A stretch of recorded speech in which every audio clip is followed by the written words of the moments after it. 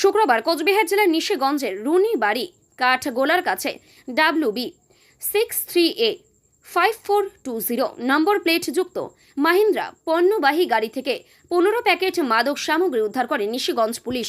উদ্ধারকৃত মাদক সামগ্রী গাঁজা বলে সন্দেহ করা হচ্ছে, যার পরিমাপ প্রায় 45 কেজি 280 গ্রাম।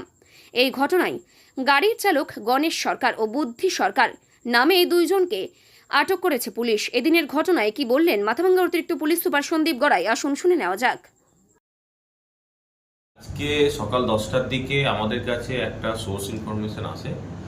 সেই ইনফরমেশন বেসিসে ওসি নিশিগঞ্জ ওপি একটা মদনমোহন বাড়ির কাছে, নিশিগঞ্জ মদনমোহন বাড়ির কাছে একটা ছোট মহিন্দ্রা গুডস ভেহিকেলকে আটক করে এবং সেই গুডস ভেহিকেল থেকে 15 প্যাকেট গাঁজা উদ্ধার হয়, যেটা ওজন করে পাওয়া গেছে